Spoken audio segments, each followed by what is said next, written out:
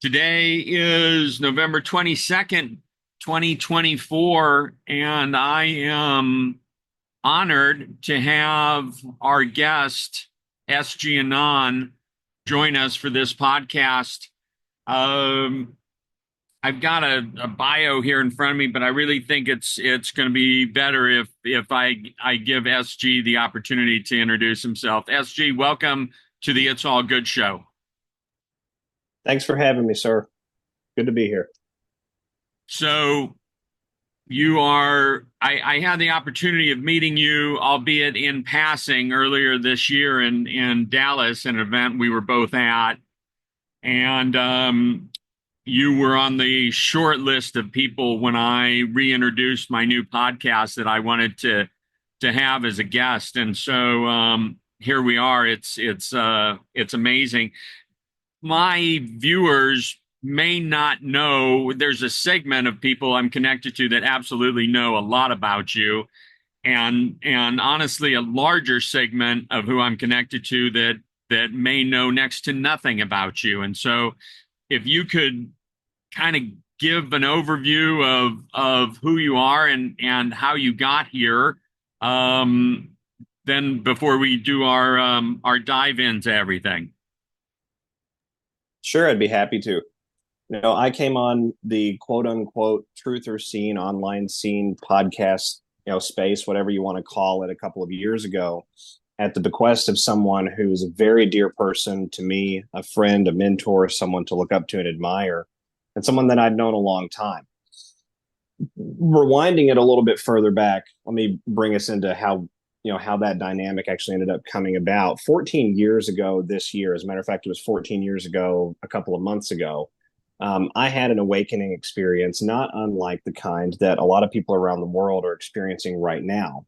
They're realizing essentially in a coordinated way and in a very large scale way that the nefariousness in the world is basically oriented purposefully against them to some degree or another, whether or not it's the Federal Reserve constantly stealing our wealth, whether or not it's big pharma fleecing us, profiting off of our disease. There's a whole host of other things that's now beginning to happen at a mass population scale. The thing that kicked off my personal journey in that arena, realizing that there was a very coordinated level of evil out there in the world, that this truly was a planet where free will reigned supreme, that God Almighty is benevolent enough to allow us the free will, such to the point that we could choose our own bondage. It sort of sent me on a dark night of the soul. I was doing a research project in college when I was 19 years old, looking at the cellular effects of the effects that soft drinks have, Coca-Cola, Pepsi, things like that, and in particular the things in those soft drinks, the effects that they have on cellular nutrition and anatomy. And that was the research term paper. It was a term paper, a project paper that I had chosen to do.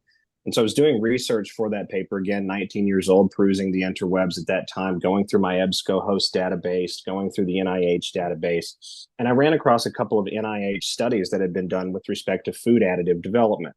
And one of those studies concentrated on a company called Senomyx, Senomyx, for those out there. Senomyx is no longer around as an individual entity. It was absorbed by a Swiss perfume giant in 2017, I believe it was.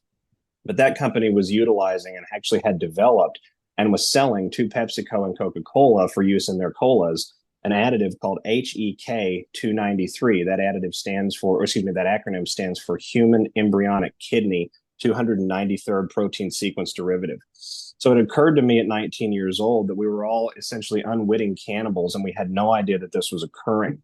And the other thing that occurred to me in that period of time is the only way to maintain the demand for such an industrial scale operation worldwide was through the Roe v. Wade abortion complex.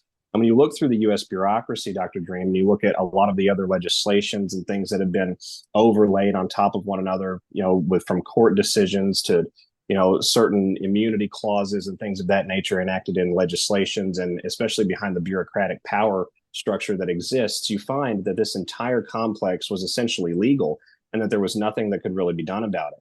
So it sent me on a journey that eventually culminated in me attempting to join the armed forces of the United States. I got part of the way through that process before an injury actually forced me out the door. I don't claim to be a veteran. I never attained that status. But in that period of time, I got to connect with someone about 14, 15 years my senior, a fantastic human being, a great gentleman. And when we were no longer in a situation where fraternization was a concern and I was completely separated back out to the civilian sector, he eventually turned into my mentor. He had an exposure to cryptologic warfare. He was properly trained and formally trained in cyberspace analysis and signals intelligence digestion. And both of us dabbled a little bit in code breaking. So over the years, I got a really extracurricular training, quite frankly, in irregular warfare and looking at the world in the understanding that sometimes we have to bring the enemy into the house to fully understand the problem and adjudicate whatever that problem is. Now, going forward from there, we of course saw the Trump presidency. We saw tremendous things change and happen during the Trump presidency, not the least of which was an entity that came online calling itself Q. We've not heard from that entity in quite a while now online. But that entity essentially espoused for the peoples of the world in a much more articulate and extraordinarily detailed way a lot of the great understandings, or really large scale understandings is a better way to express it, of what I had been learning over the years prior to that and what my mentor had known for a long time. So going through that Trump presidency, we of course saw what happened in 2020 and then in 2019, 2020, and moving into 2021, we devolved here in the Western world into what I purport to be a military continuity of government scenario, relying entirely on espionage. And if you look at the way that the behavior of the former administration was moving out of that administrative period into 2021, the slew of executive orders from November 3 of 2020, all the way up to January 17 of 2021, national emergencies pivoted around federal mission resilience, establishing alternative chains of command, activating military structures here in the United States, devolving certain authoritative levels, delegating different authorities to different places. All of these sorts of things helped inform what I took to be, very much a sort of a Tom Clancy macro civilizational scale of events happening here in the world. Now, from 2020, 2021 up till 2022, I did not feel it appropriate for me to come out in any way, shape, or form online because I've got a family that I have to care about. During the first Trump presidency, I was really trying to do the family man thing. After I separated from the services a number of years ago, I think it's been about 11 years ago now, I moved back into the civilian sector. I've always been a working man, a blue collar person in many regards. And so, but I have a really, really good academic understanding of a lot of things that I believe are happening now in the world. So in early 2022, that man, the beautiful person that I lost early last year, and I think he was gone way too soon. He actually approached me, over the phone one day and said, there's a lot of issues that we can see happening out there in the world. We're clearly witnessing some sort of, multi-dimensional or multi-angular reality show that's playing out, at different levels and different dimensions across the consciousness of Western civilization. And you're basically a robot. Have you ever thought about going online? And so I chuckled at it and, I teased him about my methodical and analytical delivery. It's sort of how I talk and how I adjudicate and address things mentally. So it just sort of, flies out of my lips. And I said, well, it would have to be in a way that would not, endanger me or threaten me or my family in any sort of capacity. And so I settled eventually rather, on coming out about 5 to 6 weeks later with an audio cast. And it was just, really a labor of love and a passion project. I've been observing over the last 8 years, Dr. Dream, a lot of ebbs and flows within the morality gradient of we the people here in the Western world, especially in the United States. And it's worth remembering that when we see things like President Trump walking in front of the Queen, when we see things like the Federal Reserve building being completely boarded up, and we have lots of different videos across a multi-year span to show that that's true and that situation has never changed, we have to keep in mind that there's much more happening in the world right now that's drawing out that deep state infiltration that gave rise to that abortion complex I referenced in the beginning of the call. Wow. I appreciate that overview.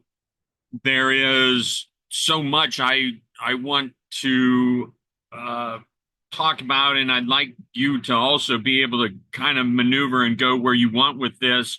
first off, just a very timely manner. We've got what's going on with Ukraine and Russia and everything. What's your take on that, and what can you share with us?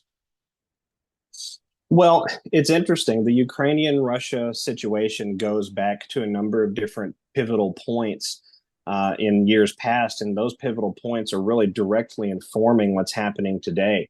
You know, a couple of those major ones that I would draw your audience's attention to are 2014, when we, the CIA, the U.S. State Department, and the Obama administration literally overthrew a pro-Russian, duly elected, democratically elected president there in Ukraine in favor for our person. And it's worth keeping in mind that immediately after that happened, our people began consolidating power inside the Ukrainian oligarchy and persecuting Russians simply for being Russian. Moving prior to 2014, we saw in the early 1990s with the fall of the Soviet Union that Ukraine essentially was piecemealed or shoehorned away from Russia proper as one of the conditions for NATO to not expand any further east. If you remember, and your audience will remember too, I believe it was the H.W. Bush administration, or perhaps it was Clinton, I forget which one, but the statement was made, not one more inch east will NATO move. And in that period of time, they've not moved an inch, Dr. Dream, they've moved 1,105 miles. So understanding then that Russia, has a pretty significant recent history skin in the game with what's going on essentially what amounts to their border state. It's no different than Texas becoming a breakaway province here in the United States and us agreeing to just let well alone and let Texas do its thing. And now all of a sudden China is schmoozing Texas and sticking their military installations and doing biological and chemical weapons research in that Texan countryside. We would clearly have a huge problem with that, irrespective of where the Texans believe themselves to be.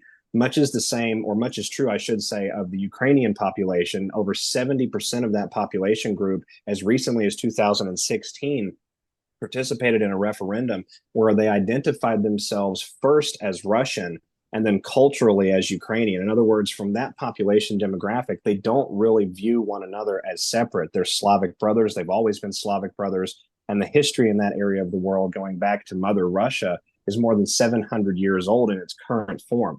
So looking at the recent events married with the history, it's not a surprise then that after Trump left office and we saw such weak, inept, incompetent leadership at the very top of U.S. military command and at the very top of the U.S. executive, that this was the opportunity in the eyes of Moscow to begin rectifying the 47 biological laboratories that the U.S. Pentagon, the U.S. CIA, and the U.S. State Department, along with the U.S. aid program, were all funding and participating in there in the Ukrainian countryside, a couple of which were building Slavic-specific genomic weapons.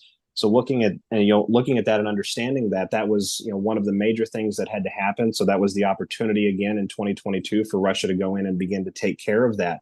Another major factor that's happening with respect to the Ukrainian war, and what is soon to be, I believe, an expanded war because of the actions of NATO and the ancestral interests of the Baltic states, relates to the underground systems. We have a tremendous amount of catacomb systems beneath Eastern Europe that have been utilized for all sorts of criminality that would take really too long, to itemize out on a broadcast like this. And all of that has been happening in and around the western and southwestern Russian border. And some of those catacombs tie directly into Russian provinces and go all the way up to modern day St. Petersburg, what was formerly Leningrad.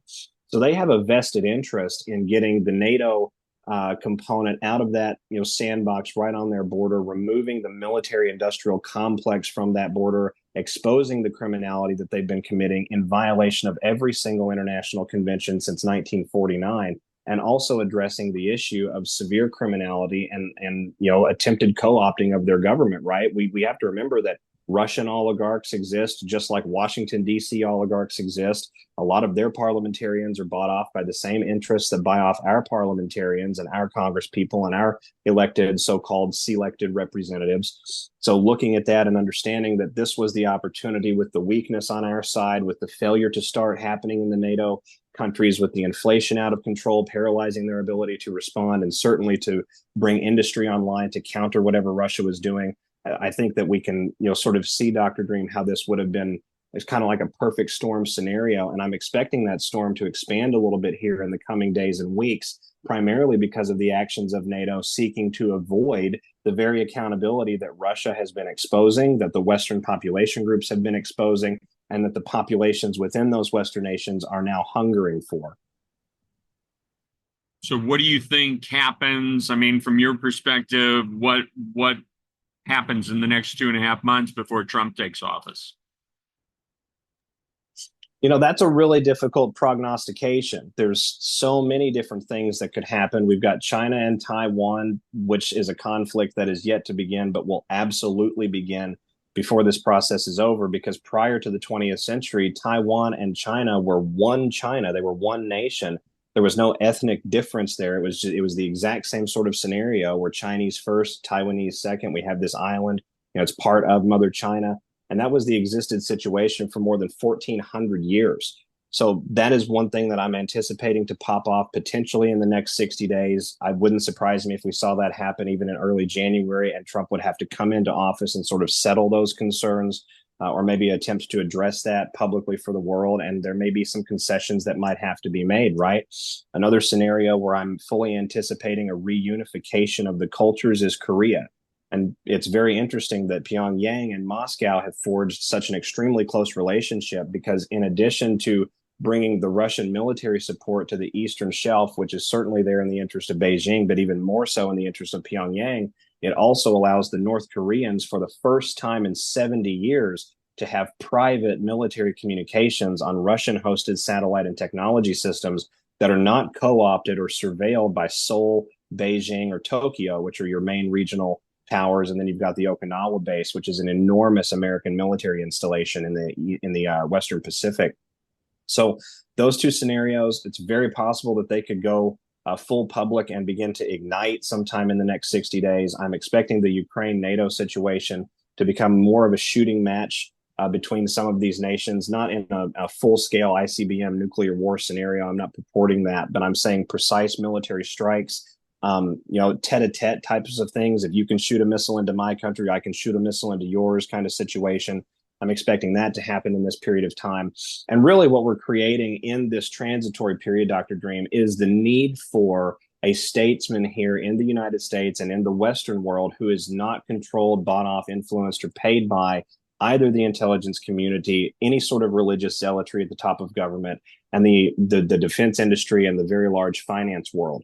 And I think President Trump represents someone who, at least, certainly on its face, is meets two of those criteria. I think we're waiting to see about one of those third criteria, and that's something that's again, it's on Patriots' minds. But I encourage people to be patient, let some of this play itself out, watch how things begin to transpire and actually flesh themselves out into the world, and that's when we can respond to them in an effective way rather than react and getting ourselves mired even further in the muck. Excellent. Excellent. So, what else do you see in a Trump presidency? I mean, so much of our American population has fallen to the brainwashing of the media machine, and are still unable to wrap themselves around what's going on. What do you see taking place, and based on who he is putting up for his different positions? Well, it's very interesting. We're already sort of seeing some, espionage style musical chairs being played. We've watched in the last 48 hours as Matt Gaetz sat for an incredible Senate hearing. It devolved really into more of a shouting match at a couple of different points. And then we saw Gaetz completely withdraw himself and remove himself. And so now we have a very clear understanding of those who are worried about being prosecuted, right? And those who may be co-opted, maybe not on our side. And it gives President Trump, as an incoming POTUS, the bird's eye view of exactly who is likely to threaten his agenda right from the get-go, versus others who may be willing to come over to the table when essentially presented with the right scenario and situation. And I think we're going to see a lot more of that. We've got a number of individuals that have been appointed to the administration now that I have total faith and confidence in. Tulsi Gabbard being one of those individuals, and making her the director of national intelligence is an absolute genius maneuver, because this is someone who understands war. This is someone who's gone to war. This is someone who's witnessed the military industrial complex commit war crimes on the ground that she is no doubt precluded from talking about even to this day, because they all sign NDAs when they go to combat and when they return. So I think that's an incredible maneuver. Bobby Kennedy, and as Secretary of Health and Human Services, is an existential threat to the modern healthcare system and the modern healthcare construct. And I think that's an absolutely fantastic choice when you look at what needs to happen with respect to investigations tying back to a whole number of large scale civilization crimes, not the least of which is COVID-19. I have others that I'm more concerned about, and I'm not going to name them on the broadcast because I would like your audience to go and make their own conclusions. But in those situations, I'm looking at what the irregular warfare advantage could be in this scenario. And a lot of times you're better to simply open the front door and invite the enemy right on in, because they will invite all of their friends, all of their cohorts, all of their network, everyone that is effective by them, and everyone that they're supporting and that is supporting them. And it allows you to see the whole of the mafia that is encircling the property, so to speak. So I think in many regards, that's what we have going on in some other ways. But again, I stress that patience and that need to eyeball things and pay very close attention, but not to react prematurely. Where where do you recommend people get their news now? Oh gosh. Really, X has become the best option in the Western world. I get my news across a number of different platforms. I follow a lot of international channels. Telegram is actually a pretty good channel, or a pretty good application if you're wanting to get foreign news, because it's easily shared on there. It's accepted in most of the developed and developing world. I think they're in 106 countries now, or 109 countries. They have a lot of global South connections, which is really important because you have to remember there's been the Western world financial elitist military industrial construct, and then there's been everybody else around the rest of the planet. And there's been this, loggerheads back and forth now for really 300 to 400 years. When you look at the actual machinations going back to the British Empire of how these geopolitical dynamics were ushered into the world. And so, getting connected to those outlets, I watch Argentinian news, I watch South African news, I keep up with news outlets out of Iraq, Zimbabwe, Zambia, India, anywhere that I can get a little bit of information. Sometimes you have to play around with some translation. Sometimes you have to, use your phone and take a couple of extra steps to go over to that Google Translate and try to get an idea of what they're saying. But, a lot of times the images for me will help guide the importance of a story. And I've a lot of times, Dr. Bream, I rely on my discernment too, if it's in a language that I don't understand, because time is really valuable. So do I want to go and translate it? Do I want to move on and come back to it? Do I pin it now and research it later? These are types of questions that I'm constantly juggling in my day to day as I intake the information. But it's really, really important to have a broad array. We have to be hearing information from our enemy. We have to monitor the enemy comms. Believe it or not, I watch CNN sometimes just to see what's occurring there. I can only stomach about 6 minutes of the view in any given situation. So I'll pace myself and I'll listen to what they're saying. I pay really close attention to the X feeds and the social media feeds of so-called celebrities and very large famous people out there, because their behavior also, I think, it helps to inform what's actually happening in the world. Good example of that in recent memory, just over the last few days, is Ellen DeGeneres fleeing, not leaving, fleeing the United States of America because of the types of criminality that she's directly connected to. And those criminalities and things of that nature are no longer a secret, right? So, understanding that we need a holistic view of information. We cannot rely on newsprint. We cannot rely on the main apparatuses. We can gain useful perspective from them, but the bulk of our information really has to come from a combined pie that we've made of all of these different component ingredients from around the rest of the planet. So you brought up Ellen DeGeneres. There's, so many people involved in the Epstein situation, P. Diddy, all of this. Are we ever going to is the truth going to come out about that? Will people be prosecuted? I've been hearing about all sorts of these things for so many years, and it's always where it's ready to come out, it's ready to come out, and then it doesn't really come out. Now, granted, recently more has come out than ever has, but we still haven't seen prosecution, or I don't even know the details of what Ellen DeGeneres is fleeing from. I can only guess. Well, without getting too salacious for your audience out there, especially since they're meeting me for the first time, I'll just say that it's a lot more than simple sexual abuse, that there is actual ritualistic stuff that goes on. It's pretty gross. And she's a someone who's been connected directly to that because she has herself publicly shared evidence of that online. I posted a dug up tweet, I think it was from 2016, just a couple of literally wishing P. Diddy a happy birthday and addressing him by intimate nicknames. And where those nicknames were derived from, I couldn't begin to speculate. But looking at the overall exposure and coming back to the essence of your question, are these people going to pay publicly? The answer is yes. Many of them are going to pay publicly, and there's going to be a lot of individuals out there that people are going to be instantly familiar with. They're going to know those names. They're going to recognize that person. My daughter dressed up as that person for Halloween. I listened to that music when I was a kid.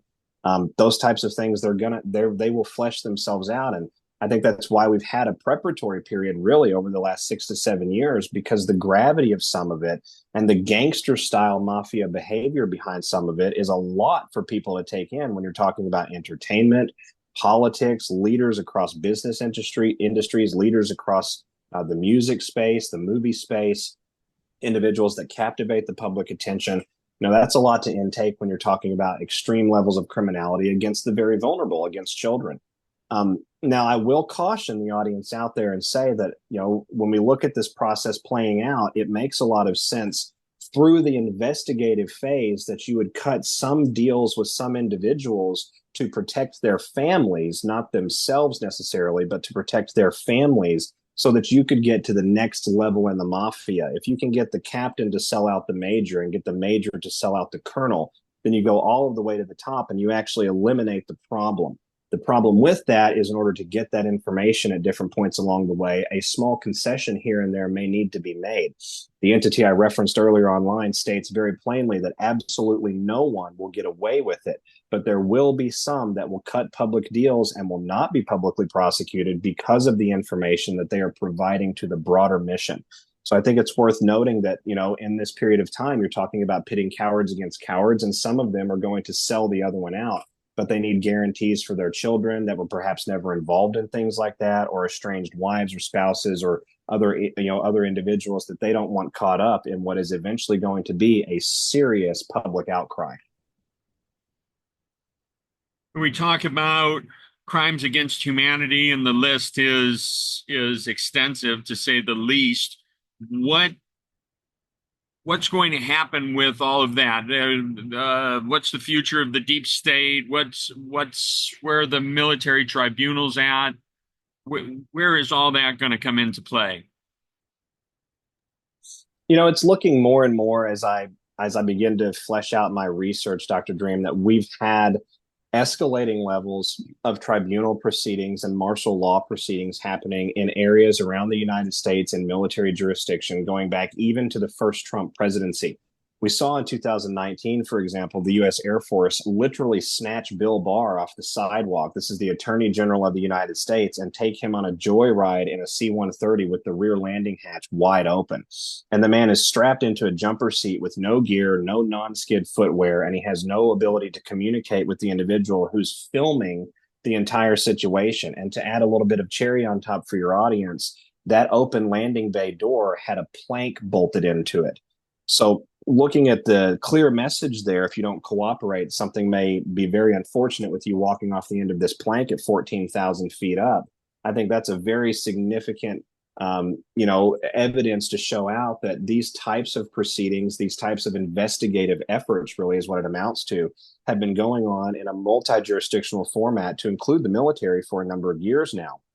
But as we move forward, how do we bring out the tribunals for those that are the real problem? How do we tribunal those and adjudicate and prosecute those that are actually in control of the Washington, D.C. deep state, or the London-based deep state, or the Berlin-based deep state, or the Paris-based deep state? I think that's the essence of the mission right now. And I'm anticipating that as we escalate these geopolitical conflicts worldwide, as we move into a scenario, perhaps over this next 60 to 90 days, where there's a serious concern by population groups of all nations to get a handle on the out of control activities of their government, we could very well see military forces step in to prevent a nuclear war scenario to prevent some sort of nuclear conflict and begin an adjudication process that will go from the top down and affect everyone at every level, and especially here in the Western world. Forward to that. Tell me, just briefly take us into the Brunson case. Well, the basis for the Brunson case has always been that there was a procedural issue that occurred with respect to that case, that the actual legality on its merits, so to speak, wasn't even the main point that they were making. And there was something quite genius about that. It is worth noting that we've seen the Supreme Court kick that can down the road a number of different times. But if you go and look up the documents actually online, you find that on May the 28th of 2024, there was a petition denied. And then again on August the 21st. So this was prior to August the 21st of 2023, there was another denied petition. So whether or not that actually makes its way back to the fore, I think that's anybody's guess. I think the case itself is substantive. I think everyone should be familiar with it and read it, because it does not rely primarily on whether or not someone did something that was abjectly wrong. It relies on the fact that the proper procedure was not followed for a peaceful and appropriate transition of power, and that amounts to the codification of an insurrection.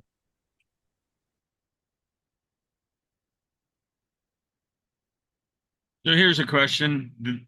Not sure where this one's going to go. Who are the clones? Who's cloned right now?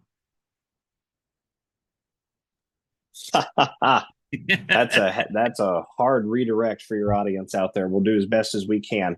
Okay. First of all, we need to set the contextual basis that cloning is real. Dolly the sheep was them sort of sticking it in our face by cloning a sheep. Remember, that's how they view all of us. Cloning actually was completed successfully as early as 1939 in Nazi Germany. It was refined throughout the war. Experimentation and genetic material derived from prisoners of war and those that were tortured and taken into underground military installations. And that type of activity never stopped. It actually expanded after the conclusion of that war, alongside the expansion, sort of really in parallel with the expansion of the intelligence community and all of the different, worlds. And we saw all the different countries. And we saw that sort of fleshed out with the idea that it was the age of spying rather than the age of, actual warfare. It was this sleight of hand warfare instead of, meeting one another head on. So understanding then that from 1944, I believe, 1943, all of the way up to 1971, you had a number of enormous tunnel systems carved out under U.S. Air Force projects. And for those out there, you can go and actually look up the manuals from the contractors and companies that were contracted by the Air Force to do this work. They're out there, they're public record, they do exist. They go down 5, 6, 8, 10 miles in some cases beneath the surface. There's very deep underground laboratories underneath Los Alamos and I believe it's Rancho, New Mexico. The Dulce Proving Grounds has an underground base underneath it that does a lot of genetic research. The Dugway Proving Grounds in Utah has an underground military installation that does a lot of medical genetic research. And when you talk about genetic research, you're also talking about crossbreeding. You're talking about genetic experimentation. You're talking about extracting extraterrestrial DNA. And yes, they exist also. And we actually have a couple of physical copies of them, physical bodies that we've studied over the last several decades. Being able to extract that and try to meld that in with the human genome, this is something that they've been experimenting with for a long time. And your audience is going to say, well, why would they do that? That sounds absolutely insane. Why wouldn't they concentrate on the very advanced technology, expanding and exploring the solar system? If they're so evil, why not just go conquer everybody? And the answer is twofold. One, they can't, because there are a number of ETs that have extraordinarily advanced spiritual capabilities and extraordinarily advanced technology. And our deep state opponent here in the world cannot stand up to them and would be immediately annihilated. The other reason is because there is an obsession, a religious zealotry that is concentrated and aimed primarily at humanity from the very top of the occultic power structure that sits behind finance and behind a lot of the transnational high level groups like philanthropists, and it makes its way in and out of the UN at different points. And that religious zealotry is primarily concentrated on corrupting God's creation. They literally hate the Almighty, and they hate us because we are extensions of the Almighty. We are, the living embodiment of the Holy Spirit here in the world. We have the ability to divine the mind of God if we can calm ourselves a little bit, move into a prayerful meditative state, get our minds quiet. I call it, my sit down and shut up time. What would you like me to do? What would you have me do? And then we're able to actually bring forth some sort of wisdom. Sometimes it's a feeling, sometimes it's a calling, sometimes people describe a voice, but we can actually bring forth spirit here into this world through the work of our hands and the actions of our mind. They hate that because they can no longer do that. When you participate in the types of dark occultism, and I use dark occult for a reason because occultic just means hidden.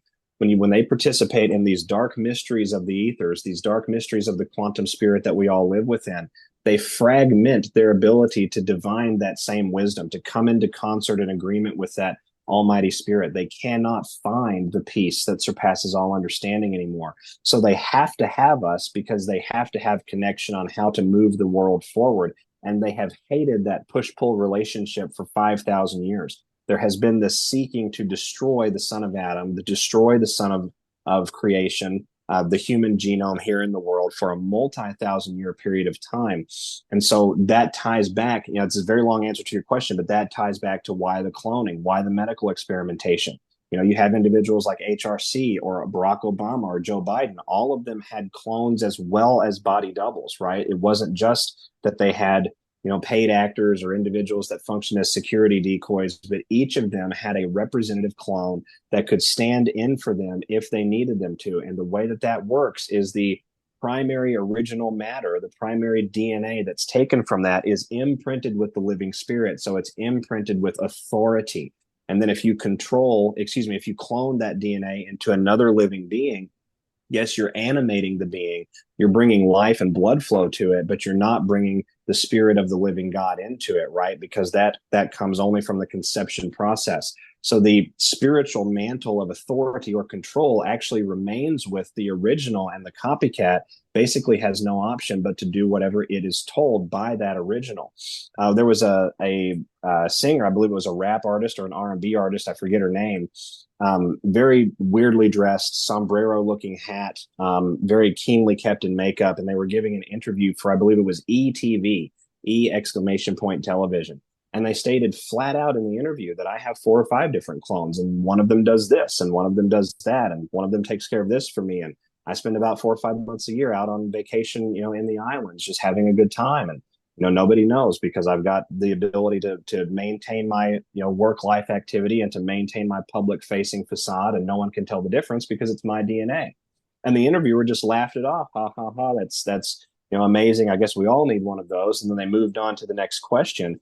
And it was like for me, it was a frozen moment in time when I first witnessed the interview, because I realized this is the in your face. This is how they do it. This is how they skirt what they believe to be the law of karmic return. They will put it out there for us. They'll blatantly state it, but they'll do so in such a fantastical way that we don't actually believe what's coming out of their mouths, or it's difficult to fall into the belief with any seriousness or severity of what they're saying, because it's presented in such a silly sleight of hand way, or such a almost like a discredited humorous kind of way. And yet when they put it out there like that, that is considered by their model, by their beliefs construct, that is considered our consent. If we know and yet we do nothing about it, then that is the same as us participating or allowing whatever they have. This is one of the reasons Christ said, let your yes be yes and let your no be no. Understand what it is that's being presented to you in the world, and then firmly decide whether or not you want to sit on it or whether or not you don't want to sit on it, because your inaction will actually allow it to promulgate. So, SG, what are some of the other things that have been shared, put out in front of us for our consent that most of people have not noticed? Not noticed. I think that's difficult for me to answer because I'm a little obsessive and I noticed a lot of things, probably some things that really amount to nothing. Let's be perfectly honest. I'm not perfect here. But I will say that movies like, the Marvel series with highly advanced technology and anti-grav technology, the Skunk Works program in Lockheed Martin mastered gravity control in 1955 with a technology called electrogravitics. And it's basically just a polarized magnetism-based technology, and it's showcased in the Marvel movies a number of different times, not the least of which is the bullet train from the movie in Black Panther. And Elon Musk actually hinted at the existence of those types of technologies and the ability to roll them out at scale during his X space with then candidate President Donald Trump just a couple of months ago. I think it was about 2 or 3 months ago. So that is one thing that's put out there for us to be aware of, and yet we've never moved on that issue. Another thing is the movie Taken, which is it's not an action thriller, it's a documentary. That's how the abductions across the Western world primarily have occurred throughout the last 30 to 40 years. They're very, very good at it. That movie highlights all of the different little intersective nodes between criminality, government, law enforcement to make those things possible, to try and essentially bury those situations and make them go away.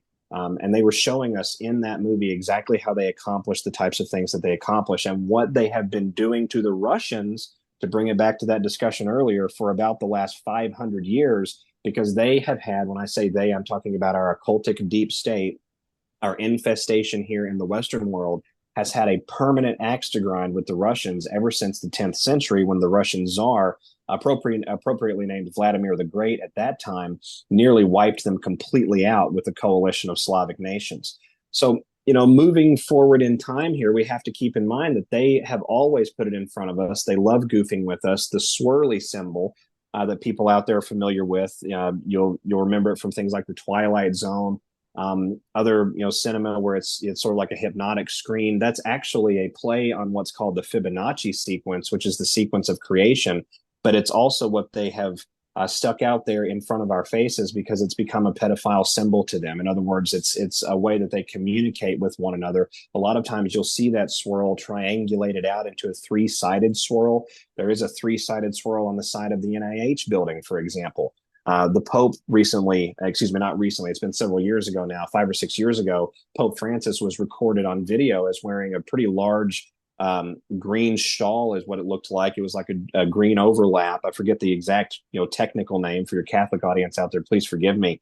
But it was absolutely covered in these triangulated swirls, and that's one of the ways that they communicate to one another what they're doing and what they like. It's a sexual preference thing, it's a pedophilic thing, but it's also about control and again sticking it in our faces, sort of like goofing on us.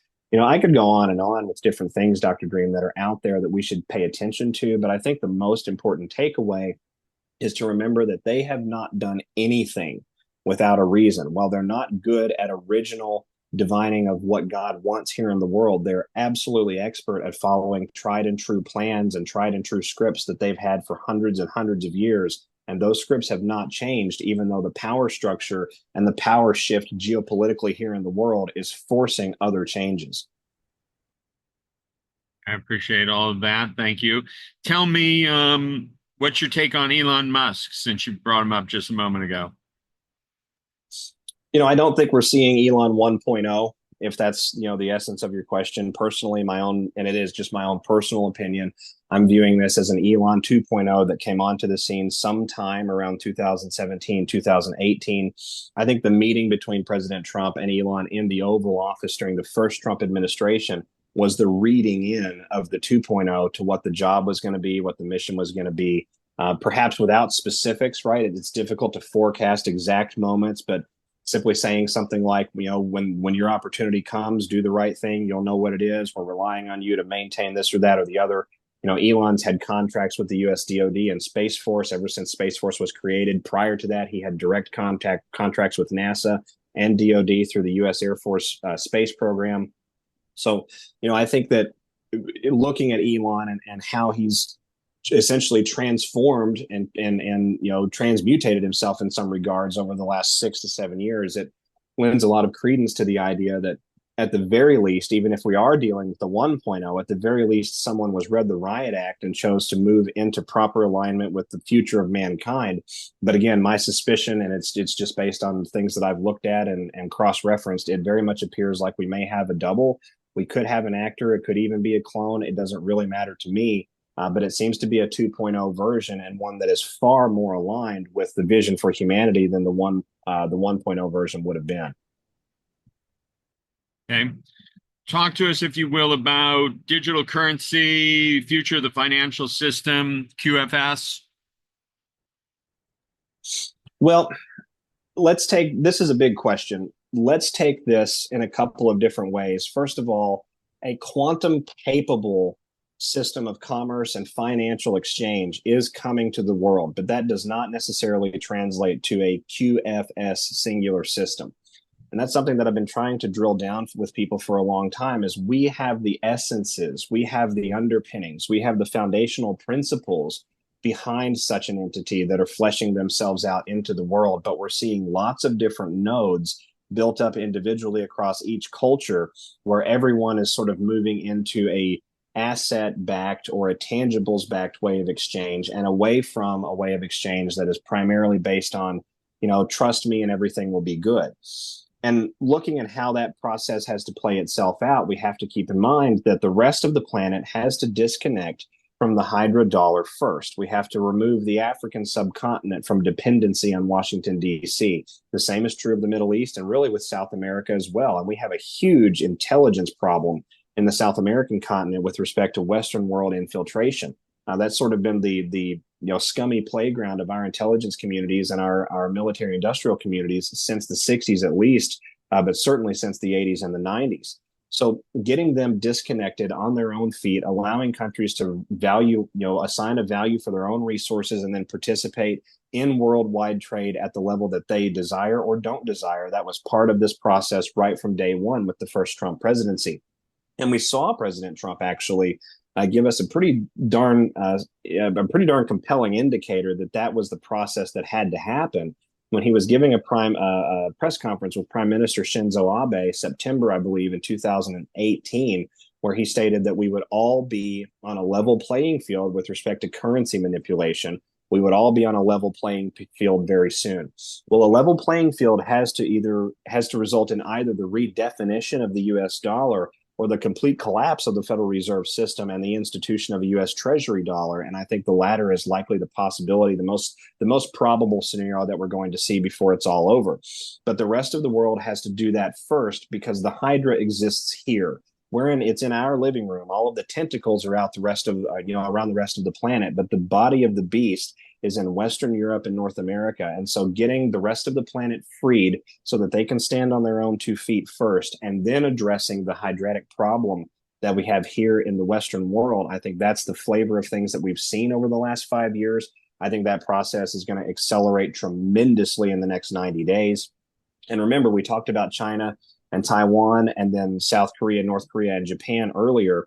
The Asian sector is essentially the only thing left that's propping up any sort of liquidity inside the US dollar because it is the Asian nations as a conglomerate together that hold the most US Treasury bonds, that hold the most US commercial debt physically on their actual paper. And when when that administrative paperwork begins to upend and we start seeing the sell-off of those bonds, the defaulting and the downgrading of that kind of debt, potentially in response to a military conflict in the Pacific, I think you will very quickly see a complete fall of the Western world system and the reinstitution, perhaps reimagination is a better way to say it, of a proper treasury balance system, which is what Thomas Massie and others individuals in the U.S. Congress have actually been talking about and deriving draft legislation for over the last 24 months.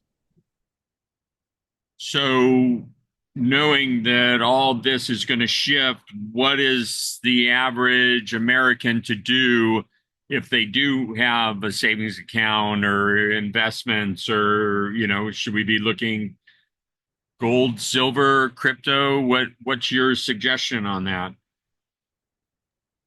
Well, I'm not a financial advisor. I can say that I practice, I call it depression era shrewdness. I learned it from my grandmother when I was little, right? Keep a little bit in the bank, only what you really need to have in the bank to manage your bills, to meet your expenses, maybe keep yourself a few $100s float if you're able to keep it in there.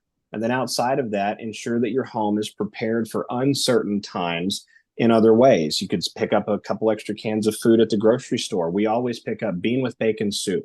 It's cheap, it's easy, it's reconstitutable just with water. You can reheat it right over a campfire. It's nutritious, it has fiber. No, it's not great for you. Yes, it's full of preservatives. Yes, it's canned food from the belly of the beast, but it's absolutely better than nothing. Additionally, having a little bit of water on hand. Plastic water bottles are not our friend necessarily, but when The option is water or no water. Having it there and available is certainly preferential.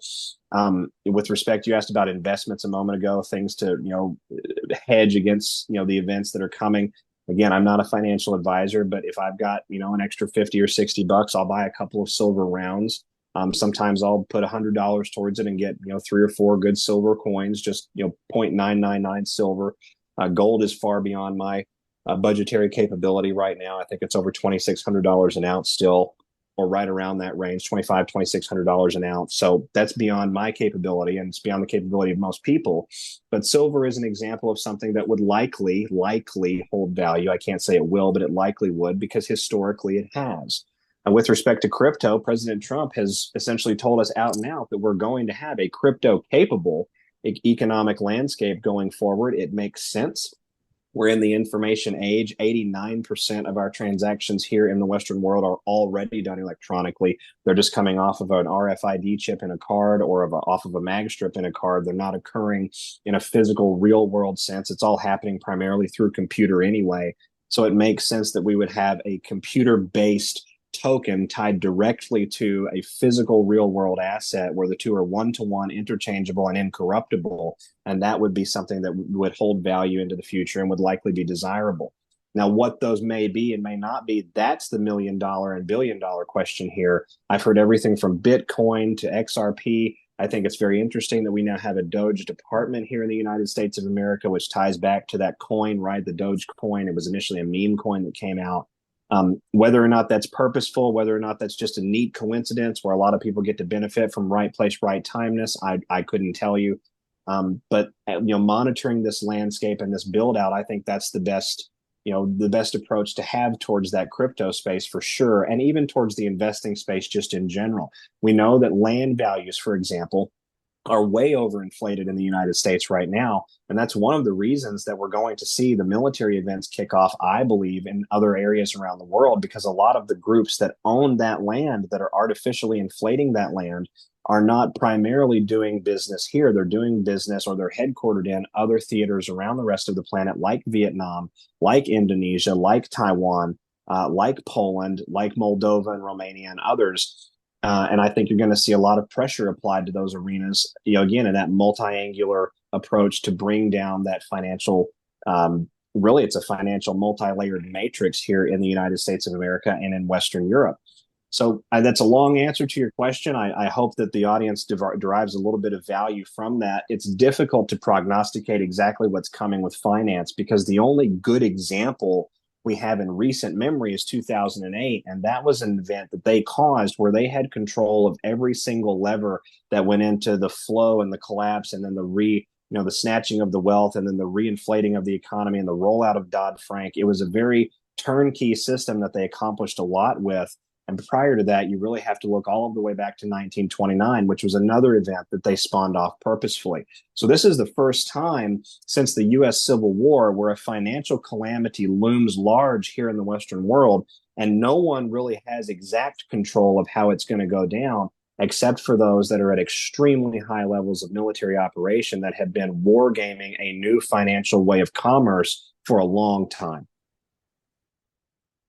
Okay.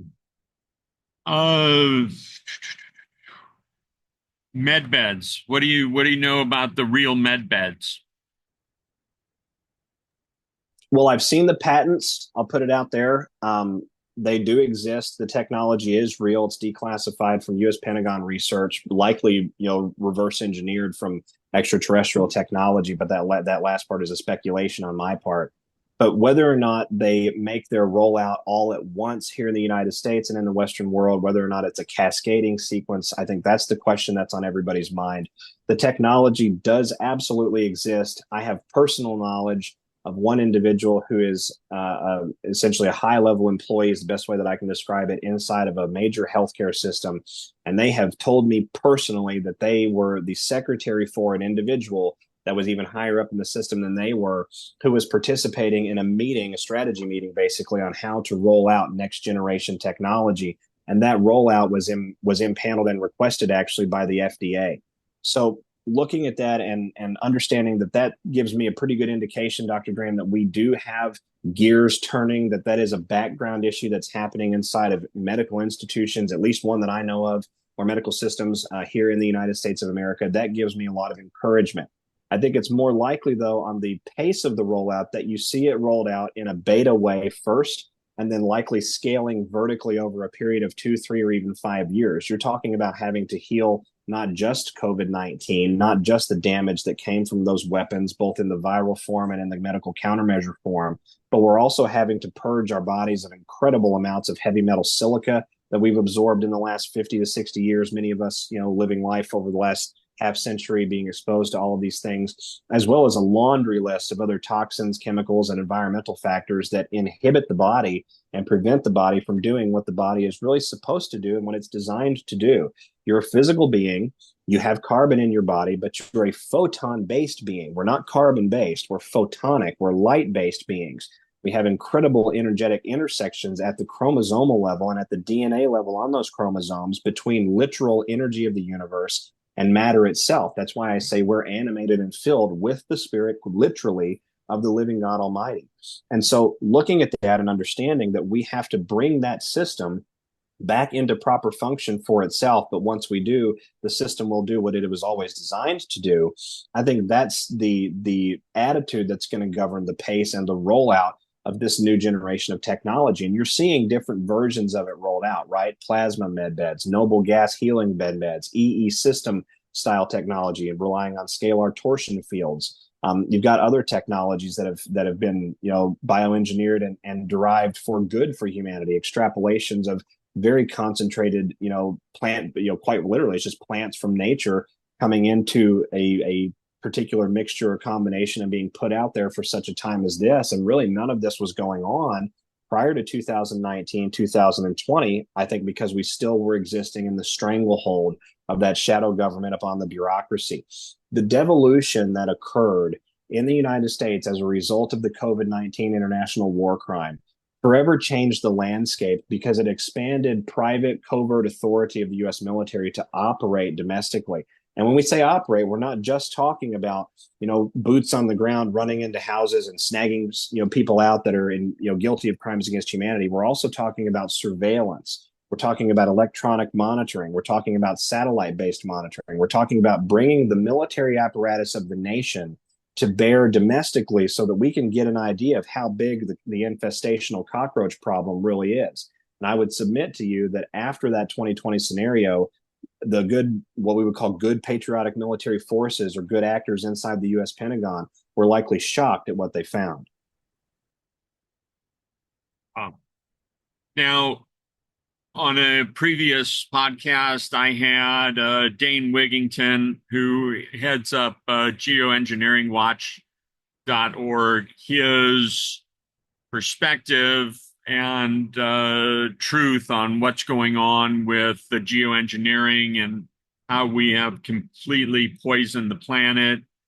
That, amongst so many other things that we've done, what can we do to reverse this? I mean, sometimes when I listen to it, it doesn't sound like it's reversible, and yet that takes me out of my spiritual being and my faith in God. What's your take on it? I think my take on it, Dr. Dream, would be in the same fashion that I would encourage anyone to meet a Leviathan problem head on. You cannot overcome the problem all at once. It's just too insurmountable. It's been too long in the making. It will take time. Eating the elephant's going to take a few weeks, right? To keep with the metaphor. But the collective consciousness of all of us coming to bear on this problem, understanding that the earth itself is all we have, at least for the moment. There's lots of talk about going other places, but right now we're all here on this rock and we're sharing it together. And understanding also that this planet has extraordinary capability to heal itself as long as we will get nefariousness and evil out of the way. I think those are the two main understandings that we have to approach this problem with. Everything else can come as a result of those. If we amplify, for example, the Earth's natural electromagnetic energy. That is Tesla energy. That is, the Earth is the power source for the 0 point field that Tesla was attempting to harness and convert. That's why one of his experiments with I believe it was a Tesla coil, a very large coil that he had buried 15 or 16 feet into the ground underneath a warehouse. That's why he couldn't turn it off, because it was harnessing such a tremendous amount of energy emanating right there from the soil of our great planet. So, looking at that and approaching it from that way, I think our collective unity as humanity is powerful enough to develop technologies that can purge and clean the atmosphere, develop technologies that can purge and clean the soil, and of course, bringing a stop to the active poisoning process itself will take us a tremendous way down that field toward the end zone, right? That would probably bring us all the way to the 50 or 60-yard line just by ceasing the current activities and reorienting how we treat the planet, how we treat waste disposal, what elements we out and out prohibit from being studied or extracted from the ground, other elements that we lift regulations on, like hemp, for example, because we know it has a tremendous healing property across a number of different, arenas. I think it's a multi-angular approach. It's going to take all of us.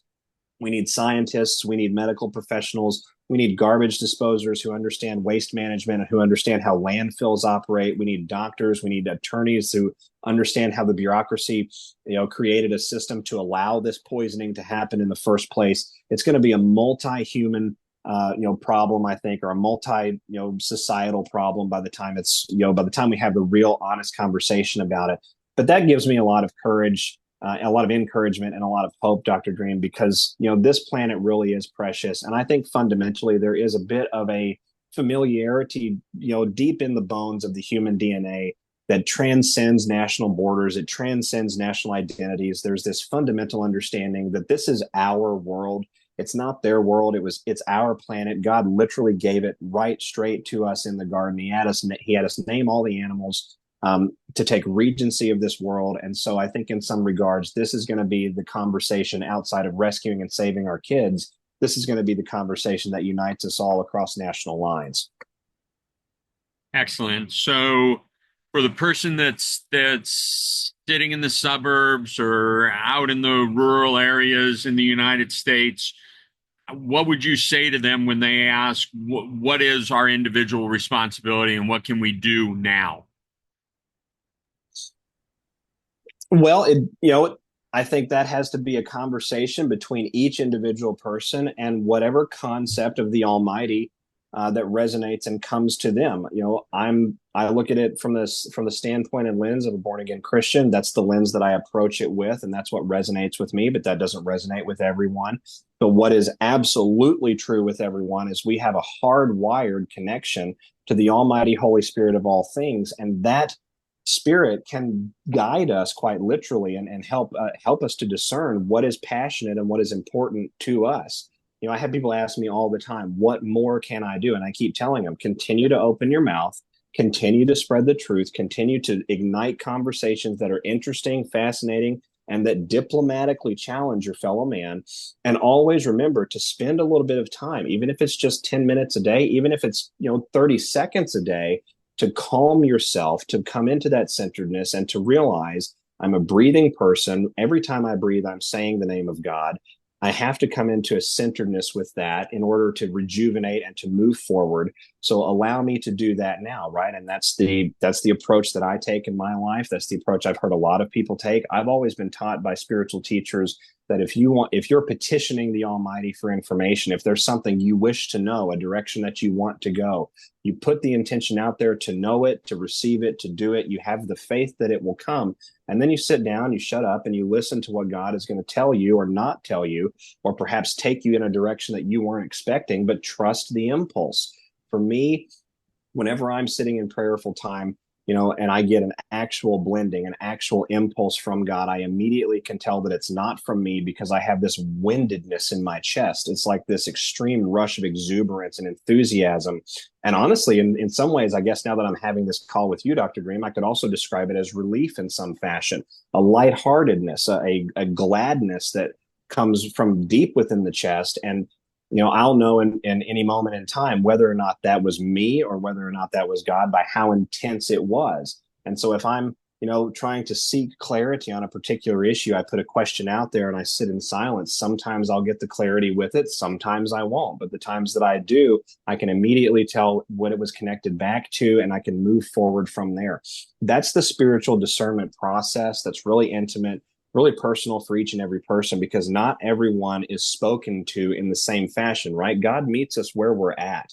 Some of us are capable of hearing something from the stranger in the grocery store aisle. Others cannot hear anything unless they're quiet by themselves in a dark room or in a dark closet, and everything in between. So, understanding that in every moment of every day, we're always being guided. There's always a connection that's trying to impart wisdom to us, that wants to have, that has our best and highest good in mind, and that wants us to walk and talk in an upright fashion, representing the best and highest version of ourselves. I think that at the end of the day goes a long way to helping people understand, well, if that is so, what does the Almighty want for me?